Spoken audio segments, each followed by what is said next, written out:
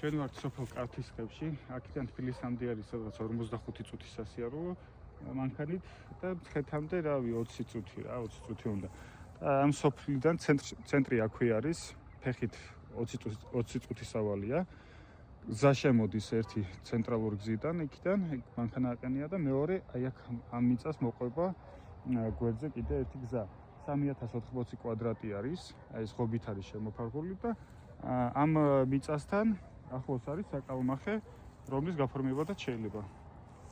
ესეთი სილამაზეა აქ, თებს გადახურებს. კოტეჯების აშენება ტურისტებიცაც გამოადგება.